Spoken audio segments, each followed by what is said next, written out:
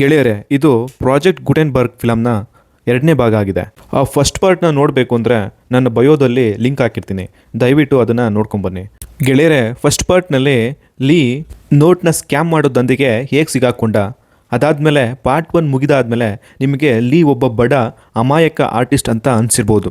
ಆದರೆ ನಿಜವಾದ ಕತೆ ಬೇರೆಯೇ ಇದೆ. ಇನ್ನು ಮುಂದೆ ಪ್ರತಿಯೊಂದು ಸೀನ್ ನಿಮ್ಮ ಅನುಮಾನವನ್ನು ಬದಲಾಯಿಸ್ತಾ ಹೋಗುತ್ತೆ ಮತ್ತು ಕೊನೆಯಲ್ಲಿ ಬರೋ ಒಂದೇ ಒಂದು ಟ್ವಿಸ್ಟ್ ಇಷ್ಟು ಹೊತ್ತು ನೀವು ನಂಬಿದ ಇಡೀ ಕಥೆಯನ್ನು ಸುಳ್ಳು ಮಾಡಿಬಿಡುತ್ತೆ. ಹಾಗಿದ್ರೆ ಟೈಮ್ ವೇಸ್ಟ್ ಮಾಡದೆ ಪಾರ್ಟ್ 2 ಶುರು ಮಾಡೋಣ. ಫಸ್ಟ್ ಪಾರ್ಟ್ನಲ್ಲಿ ಪೊಲೀಸ್ನ ಅಂಡರ್ ಕವರ್ ಏಜೆಂಟ್ ಆದ ವಿಂಗ್ ಪೇಂಟರ್ ಮತ್ತು ಅವನ ತಂಡದ ಎಲ್ಲ ಚಲನವಲನಗಳನ್ನು ಗಮನಿಸೋಕೆ ಬಂದಿರ್ತಾನೆ. ಕೆಲ ದಿನಗಳ ನಂತರ ಪೇಂಟರ್ ತನ್ನ ಹಳೆಯ ಕ್ಲೈಂಟ್ ಜನರಲ್ ಜೊತೆ ಒಂದು ಮೀಟಿಂಗ್ ಫಿಕ್ಸ್ ಮಾಡ್ತಾನೆ. ಮರುದಿನ ಲೀಯನ್ನು ಕೂಡ ಜೊತೆಲಿ ಕರ್ಕೊಂಡು ಹೋಗ್ತಾನೆ. ದಾರಿಯಲ್ಲಿ ಹೋಗ್ತಿರುವಾಗ ಲೀ ಒಂದು ವಿಷಯನ ಹೇಳ್ತಾನೆ. ನನಗೆ ಒಬ್ಬ ವಿಶೇಷ ಕೆಮಿಕಲ್ ಎಕ್ಸ್ಪರ್ಟ್ ಗೊತ್ತಿದ್ದಾನೆ. ಅವನ ಸಹಾಯದಿಂದ ಈ ಕಲರ್ ಚೇಂಜಿಂಗ್ ಇಂಕನ್ನು ನಾವೇ ತಯಾರಿಸ್ಬೋದು, ಆಗ ಮತ್ತೆ ಯಾರನ್ನು ಕೊಲ್ಲಬೇಕಾಗಿಲ್ಲ ಅಂತ ಹೇಳ್ತಾನೆ. ಇದನ್ನು ಕೇಳಿದ ಪೇಂಟರ್ ತುಂಬ ಖುಷಿಯಾಗ್ತಾನೆ. ಅವನು ಲೀಗೆ ಹೇಳ್ತಾನೆ, ನೀನು ಈ ಕೆಲಸ ಮುಗಿಸು, ನಾನು ನಿನ್ನ ಹೆಸರಲ್ಲಿ ಒಂದು ರೆಸಾರ್ಟ್ ಖರೀದಿ ಮಾಡ್ತೀನಿ. ನಂತರ ನೀನು ಯುವನ್ ಜೊತೆ ಉಳಿದ ಜೀವನ ಸುಖವಾಗಿ ಕಳೆಯಬಹುದು ಅಂತ ಹೇಳ್ತಾನೆ. ಈ ಮಾತನ್ನು ಕೇಳಿ ಲೀಗೂ ಸ್ವಲ್ಪ ನೆಮ್ಮದಿಯಾಗುತ್ತೆ. ಆದರೆ ಮುಂದಿನ ಕ್ಷಣದಲ್ಲಿ ಪೇಂಟರ್ ಅವನ ಕೈಗೆ ಒಂದು ರಿಮೋಟ್ ಕೊಡ್ತಾನೆ. ಲೀಗೆ ಇವನು ಯಾಕೆ ನನಗೆ ರಿಮೋಟ್ ಕೊಡ್ತಿದ್ದಾನೆ ಅಂತ ಅವನಿಗೆ ಅರ್ಥನೇ ಆಗೋದಿಲ್ಲ. ಆಗ ಪೇಂಟರ್ ಹೇಳ್ತಾನೆ, ನಾನು ಹೇಳಿದಾಗ ಮಾತ್ರ ಈ ಬಟನ್ ಒತ್ತು ಅಂತ ಹೇಳ್ತಾನೆ. ಇಬ್ಬರು ಜನರಲ್ನ ಮನೆಗೆ ತಲುಪ್ತಾರೆ. ಮೊದಲಿಗೆ ಮೀಟಿಂಗ್ ತುಂಬ ನಾರ್ಮಲ್ ಆಗಿ ನಡೆಯುತ್ತೆ. ಜನರಲ್ ಪೇಂಟರ್ಗೆ ಹೇಳ್ತಾನೆ, ನಿಮ್ಮ ನಕಲಿ ನೋಟುಗಳ ಕ್ವಾಲಿಟಿ ನನಗೆ ತುಂಬ ಇಷ್ಟ ಆಯಿತು. ಆ 6 ತಿಂಗಳು ನನ್ನ ಜೊತೆ ಇರಿ, ನನ್ನ ಜನರಿಗೂ ಇದೇ ತರಹದ ನೋಟು ತಯಾರಿಸಲು ಕಲಿಸಿ. ಆನಂತರ ನಗುತ್ತಾ ಇನ್ನೊಂದು ಮಾತು ಹೇಳ್ತಾನೆ, ನಿನ್ನ ಅಪ್ಪ ಈಗ ಬದುಕಿದ್ದಾರೆ, ಈ ಡೀಲ್ಗೆ ಖಂಡಿತ ಒಪ್ಕೊಳ್ತಿದ್ರು ಹಾಗಂತ ಹೇಳ್ತಾನೆ ಜನರಲ್. ಈ ಮಾತು ಕೇಳಿದ ತಕ್ಷಣ ಪೇಂಟರ್ನ ಮುಖ ಸಂಪೂರ್ಣವಾಗಿ ಬದಲಾಗುತ್ತೆ. ಅವನು ನಿಧಾನವಾಗಿ ಎದ್ದು ಜನರಲ್ ಹತ್ರ ಹೋಗಿ ಅವನ ಕಿವಿಯಲ್ಲಿ ನಿಧಾನವಾಗಿ ಹೇಳ್ತಾನೆ, 7 ವರ್ಷಗಳ ಹಿಂದೆ ನನ್ನ ಅಪ್ಪನನ್ನು ಕೊಂದಿದ್ದು ನೀನೇ ಅಂತ ನನಗೆ ಗೊತ್ತು ಅಂತ. ಅದನ್ನು ಕೇಳಿದ ಜನರಲ್ ಮುಖದ ಬಣ್ಣವೇ ಬದಲಾಗುತ್ತೆ. ಅವನಿಗೆ ಕೂಡಲೇ ಅರ್ಥವಾಗುತ್ತೆ, ಪೇಂಟರ್ ಇಲ್ಲಿ ವ್ಯವಹಾರ ಮಾಡಲು ಬಂದಿಲ್ಲ, ಸೇಡಿ ತೀರಿಸಿಕೊಳ್ಳಲು ಬಂದಿದ್ದಾನೆ ಅಂತ. ಪೇಂಟರ್ ತನ್ನ ಶರ್ಟ್ ಬಿಚ್ಚಿ ತೋರಿಸ್ತಾನೆ. ಅವನ ದೇಹದಲ್ಲಿ ಎಲ್ಲೆಲ್ಲೂ ಬಾಂಬ್ಗಳು ಕಟ್ಟಿದಂತೆ ಕಾಣುತ್ತದೆ. ನಂತರ ಲೀಯ ಕಡೆ ತಿರುಗಿ ಜೋರಾಗಿ ಕೂಗುತ್ತಾನೆ, ರಿಮೋಟ್ ಬಟನ್ ಒತ್ತು ಅಂತ. ಭಯದಿಂದ ನಡುಗುತ್ತಿದ್ದ ಲೀಗೆ ಕೈ ಕೂಡ ಕೆಲಸ ಮಾಡೋದಿಲ್ಲ. ಪೇಂಟರ್ ಮತ್ತಷ್ಟು ಜೋರಾಗಿ ಕೂಗ್ತಿದ್ದಂಗೆ ಲೀ ಕೈಯಿಂದ ರಿಮೋಟ್ ಕೆಳಗೆ ಬಿದ್ದು ಬಿಡುತ್ತೆ. ಬಿದ್ದ ತಕ್ಷಣ ಬಟನ್ ಪ್ರೆಸ್ ಆಗುತ್ತೆ. ಆದರೆ ಸ್ಫೋಟ ಪೇಂಟರ್ನ ದೇಹದಲ್ಲಿ ಆಗೋದಿಲ್ಲ, ಏಕೆಂದರೆ ಅವನ ದೇಹದಲ್ಲಿ ಕಟ್ಟಿದ ಬಾಂಬ್ಗಳೆಲ್ಲ ನಕಲಿಯಾಗಿರುತ್ತೆ. ನಿಜವಾದ ಬಾಂಬ್ ಅವನು ಹೊರಗೆ ನಿಲ್ಲಿಸಿದ್ದ ಕಾರಿನೊಳಗೆ ಇರುತ್ತೆ. ಒಂದೇ ಕ್ಷಣದಲ್ಲಿ ಭಾರಿ ಸ್ಫೋಟವಾಗುತ್ತೆ. ಜನರಲ್ನ ಹಲವಾರು ಜನ ಅಲ್ಲೇ ಸತ್ತು ಹೋಗ್ತಾರೆ. ಉಳಿದವರು ಗನ್ ಹಿಡ್ಕೊಂಡು ಪೇಂಟರ್ ಮೇಲೆ ಗುಂಡಿನ ದಾಳಿ ಶುರು ಮಾಡ್ತಾರೆ. ಆದರೆ ಪೇಂಟರ್ 2 ಕೈಯಲ್ಲೂ 2 ಪಿಸ್ತೂಲ್ ಹಿಡಿದು ಎದುರಿಗೆ ಬಂದವರನ್ನೆಲ್ಲ ಒಬ್ಬೊಬ್ಬರನ್ನಾಗಿ ಹೊಡಿತಾ ಹೋಗ್ತಾನೆ. ಆದರೆ ನಿಜವಾದ ಯುದ್ಧ ಇನ್ನೂ ಶುರುವಾಗಬೇಕಾಗಿರುತ್ತೆ ಅಷ್ಟೇ. ಆದರೆ ಜನರಲ್ ಕೂಡ ಸಾಮಾನ್ಯ ವ್ಯಕ್ತಿಯಲ್ಲ. ಅವನ ಬಳಿ ದೊಡ್ಡ ಮಟ್ಟದ ಗನ್ಗಳು ಮತ್ತು ಜನರು ಇರ್ತಾರೆ. ಆದರೆ ಪೇಂಟರ್ ಇದಕ್ಕೂ ಮುಂಚೆ ಎಲ್ಲ ಪ್ಲ್ಯಾನ್ಗಳನ್ನು ಮಾಡಿಕೊಂಡಿರ್ತಾನೆ. ಕಾಡಿನೊಳಗೆ ಅಡಗಿ ಕುಳಿತಿದ್ದ ಅವನ ಒಬ್ಬ ಸಂಗಾತಿ ಏಕಾಏಕಿ ರಾಕೆಟ್ ಲಾಂಚರ್ನ ಮೂಲಕ ದಾಳಿ ಮಾಡ್ತಾನೆ. ಭಾರೀ ಸ್ಫೋಟಗಳಿಂದ ಇಡೀ ಜಾಗ ನಡುಗು ಬಿಡುತ್ತೆ. ಕ್ಷಣಾರ್ಧದಲ್ಲೇ ಸುತ್ತಮುತ್ತಲಿನ ಕಟ್ಟಡಗಳೆಲ್ಲ ಬೆಂಕಿಯ ಜ್ವಾಲೆಗೆ ಆಹುತಿ ಆಗ್ತವೆ. ಎಲ್ಲೆಲ್ಲೂ ಹೊಗೆ, ಬೆಂಕಿ ಮತ್ತು ಗುಂಡಿನ ಸದ್ದು ಮಾತ್ರ ಕೇಳಿಸುತ್ತಿರುತ್ತೆ. ಆ ಗೊಂದಲದಲ್ಲಿ ಪೇಂಟರ್ 2 ರೈಫಲ್ ಹಿಡಿದು ಎದುರಿಗೆ ಸಿಕ್ಕವರನ್ನೆಲ್ಲ ಗುಂಡಿಕ್ಕಿ ಕೊಲ್ಲಲು ಶುರು ಮಾಡ್ತಾನೆ. ಸ್ವಲ್ಪ ಸಮಯದ ನಂತರ ಪೇಂಟರ್ನ ಜನಗಳು ಅಲ್ಲಿಗೆ ಬರ್ತಾರೆ. ಅವರು ಅಲ್ಲಿಗೆ ಬಂದು ಜನರಲ್ನ ಕಡೆಯವ್ರ ಮೇಲೆ ಕಾರ್ನ ಹತ್ತಿಸ್ತಾರೆ. ಇನ್ನೊಂದು ಕಡೆ ಜನರನ್ನ ಕೆಲವು ಜನಗಳು ಕಾಡಿನೊಳಗೆ ನುಗ್ಗಿ ರಾಕೆಟ್ ಲಾಂಚರ್ನ ಹೊಡೆಯುತ್ತಿದ್ದ ಜಾಗಕ್ಕೆ ಹೋಗಿ ರಾಕೆಟ್ ಲಾಂಚರ್ ಹೊಡೆಯುತ್ತಿದ್ದ ವ್ಯಕ್ತಿಯನ್ನು ಕೊಂದು ಬಿಡ್ತಾರೆ. ಆದರೆ ಅಷ್ಟರಲ್ಲಿ ಸಾಕಷ್ಟು ಹಾನಿಯಾಗಿರುತ್ತೆ. ಈ ಭೀಕರ ಯುದ್ಧದ ನಡುವೆ ಲೀ ಮಾತ್ರ ಒಂದು ಮೂಲೆಯಲ್ಲಿ ಅಡಗಿ ತನ್ನ ಜೀವ ಉಳಿಸಿಕೊಳ್ಳಲು ಪ್ರಯತ್ನಿಸುತ್ತಿರ್ತಾನೆ. ಈ ಗುಂಡಿನ ಕಾಳಗ ಬಹಳ ಹೊತ್ತು ಮುಂದುವರಿಯುತ್ತೆ. ಕೊನೆಗೆ ಜನರಲ್ ಸ್ವತಃ ಒಂದು ಆರ್ಮರ್ಡ್ ಕಾರ್ ಹತ್ತಿಕೊಂಡು ಬರ್ತಾನೆ. ಬಂದ ತಕ್ಷಣ ಪೇಂಟರ್ ಕಡೆ ನಿರಂತರವಾಗಿ ಗುಂಡು ಹಾರಿಸಲು ಶುರು ಮಾಡ್ತಾನೆ. ಆದರೆ ಪೇಂಟರ್ ಸಮಯ ನೋಡಿಕೊಂಡು ಜಿಗಿದು ಕಾರಿನ ಮೇಲೆ ಗುಂಡು ಹಾರಿಸ್ತಾನೆ. ಕೆಲವೇ ಕ್ಷಣದಲ್ಲಿ ಆ ಭಾರೀ ವಾಹನ ಉರುಳಿ ಬೀಳುತ್ತದೆ. ಅದರ ಜೊತೆಗೆ ಜನರಲ್ ಕೂಡ ಸತ್ತು ಹೋಗ್ತಾನೆ. ಈ ರಕ್ತಪಾತದ ನಡುವೆ ಚಿಂಗ್ ಅನ್ನೋ ಹುಡುಗಿ ಜನರಲ್ನ ತಂಡದಲ್ಲಿ ಕೆಲಸ ಮಾಡುತ್ತಿದ್ದವಳು. ಅವಳು ಬೆಂಕಿಗೆ ಸಿಲುಕ್ತಾಳೆ. ಅವಳ ದೇಹಕ್ಕೆ ಬೆಂಕಿ ಎತ್ತುಕೊಳ್ಳುತ್ತದೆ. ಅದನ್ನು ನೋಡಿ ಲೀ ಓಡಿ ಹೋಗಿ ಅವಳ ಮೇಲಿದ್ದ ಬೆಂಕಿಯನ್ನು ಆರಿಸ್ತಾನೆ. ಆದರೆ ಅಷ್ಟರೊಳಗೆ ಅವಳ ಮುಖ ಸಂಪೂರ್ಣ ಸುಟ್ಟು ಹೋಗಿರುತ್ತದೆ. ವಾಪಸ್ ಆಗುವಾಗ ಪೇಂಟರ್ ಅವಳನ್ನು ಆಸ್ಪತ್ರೆಗೆ ಸೇರಿಸ್ತಾನೆ. ನಂತರ ಜನರಲ್ನ ಸಂಪೂರ್ಣ ಅಡಗುತಾಣವನ್ನೇ ಸ್ಫೋಟಗೊಳಿಸಿ ಅಲ್ಲಿಂದ ಹೊರಟು ಹೋಗ್ತಾರೆ. ಸುಮಾರು 1 ತಿಂಗಳ ನಂತರ ಚಿಂಗ್ ನಿಧಾನವಾಗಿ ಗುಣವಾಗ್ತಾಳೆ. ಆಗ ಪೇಂಟರ್ ಅವಳಿಗೆ ಹೊಸ ಪಾಸ್ಪೋರ್ಟ್ ಮತ್ತು ಹೊಸ ಗುರುತಿನ ದಾಖಲೆಗಳನ್ನು ಕೊಡ್ತಾನೆ. ಆ ಹೊಸ ಗುರುತಿನಲ್ಲಿ ಅವಳ ಹೆಸರು ಯುವಾನ್ ಅಂತ ಇರುತ್ತೆ. ಇದನ್ನು ನೋಡಿದ ಲೀಗೆ ತುಂಬ ಕೋಪ ಬರುತ್ತೆ. ಯಾಕಂದರೆ ಯುವಾನ್ ಅಂದರೆ ಅವನು ಪ್ರೀತಿಸುತ್ತಿದ್ದ ಹುಡುಗಿ ಹೆಸರು. ಆದರೆ ಪೇಂಟರ್ ಅವನ ಮಾತನ್ನು ಲೆಕ್ಕಿಸೋದೇ ಇಲ್ಲ. ಹೀಗೆ ಚಿಂಗ್ ಹೊಸ ಗುರುತಿನೊಂದಿಗೆ ಪೇಂಟರ್ನ ಗ್ಯಾಂಗಿಗೆ ಸೇರುತ್ತಾಳೆ. ಕಾಲ ಕೆಳದಂತೆ ಅವಳಿಗೆ ಲೀ ಮೇಲೆ ಪ್ರೀತಿ ಮೂಡುತ್ತೆ. ಆದರೆ ಲೀ ಮಾತ್ರ ಅವಳ ಕಡೆ ಯಾವ ಆಸಕ್ತಿನೂ ತೋರಿಸೋದಿಲ್ಲ. ಒಂದು ದಿನ ಎಲ್ಲ ಸೇರಿ ಯುವಾನ್ನ ಆರ್ಟ್ ಎಕ್ಸಿಬಿಷನ್ಗೆ ಹೋಗ್ತಾರೆ. ಅಲ್ಲಿ ಪೇಂಟರ್ ಲೀ ಬಳಿ ಹೇಳ್ತಾನೆ, ನಿನಗಾಗಿ ಒಂದು ರಿಸಲ್ಟ್ ಕೂಡ ರೆಡಿ ಇದೆ, ಈಗ ನೀನು ಯುವಾನ್ ಜೊತೆ ಹೊಸ ಜೀವನ ಶುರು ಮಾಡ್ಬೋದು ಅಂತ.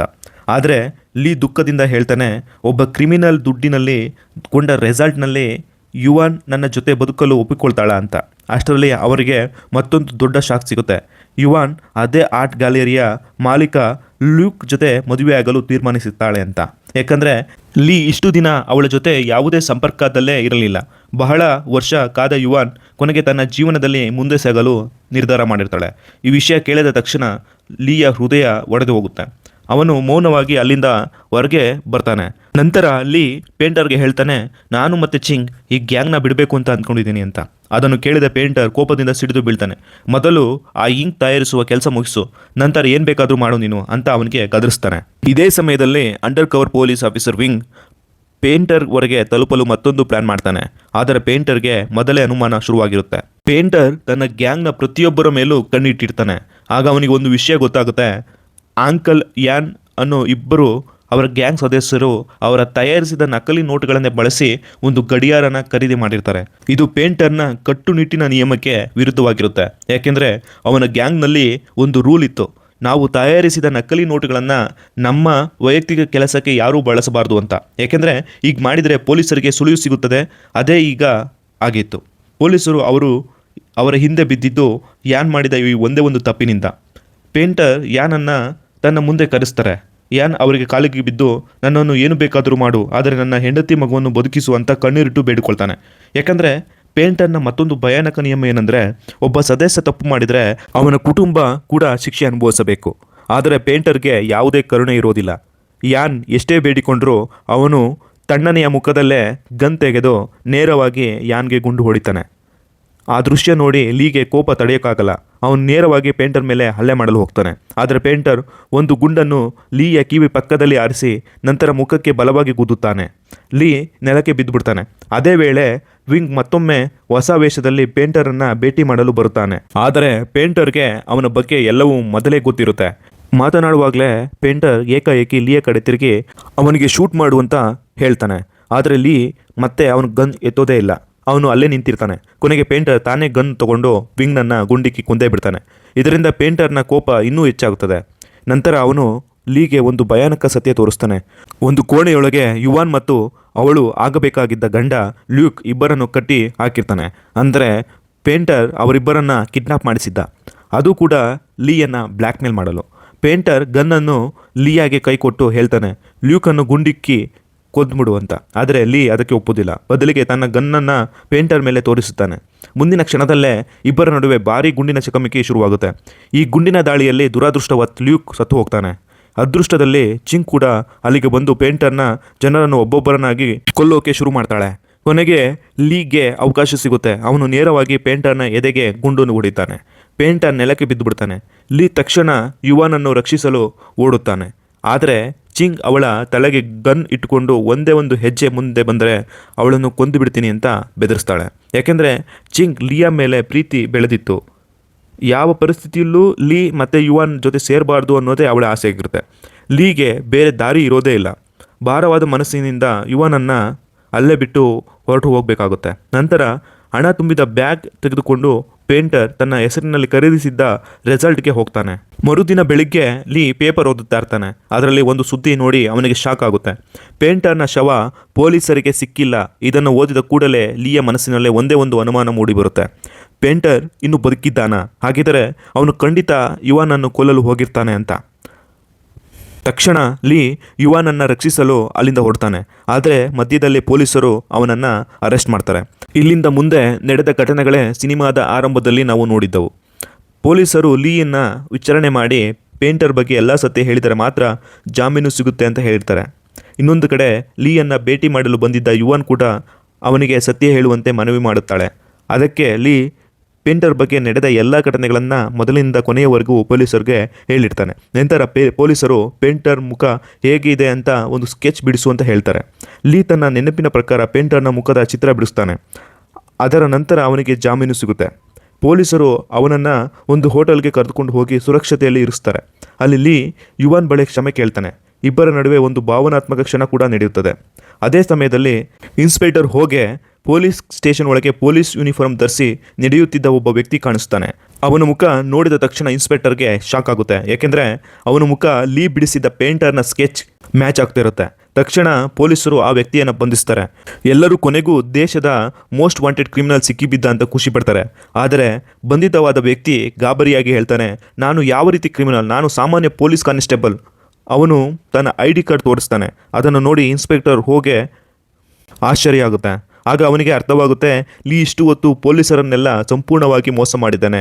ಆದರೆ ನಿಜವಾದ ಶಾಕ್ ಇನ್ನೂ ಬಾಕಿ ಇತ್ತು. ಯಾಕೆಂದರೆ ಈ ಕಥೆಯಲ್ಲಿ ಎಲ್ಲರೂ ನಂಬಿದ್ದ ಪೇಂಟರ್ ಅನ್ನೋ ವ್ಯಕ್ತಿಯೇ ನಿಜವಾಗಿ ಇರಲಿಲ್ಲ. ಅಸಲಿ ಪೇಂಟರ್ ಯಾರು ಗೊತ್ತಾ? ಬೇರೆ ಯಾರೂ ಅಲ್ಲ, ಲೀನೇ. ಇಲ್ಲಿವರೆಗೂ ನಾವು ಕೇಳಿದ ಇಡೀ ಕತೆ ಒಂದೇ ಒಂದು ಕ್ಷಣದಲ್ಲಿ ತಲೆ ಕೆಳಗಾಗ್ಬಿಡುತ್ತೆ. ಇಷ್ಟು ಹೊತ್ತು ಲೀ ಹೇಳಿದ ಪೇಂಟರ್ ಅನ್ನೋ ಭಯಾನಕ ವ್ಯಕ್ತಿ ನಿಜವಾಗಿ ಯಾರೂ ಇಲ್ಲ, ಅವನೇ ಪೇಂಟರ್.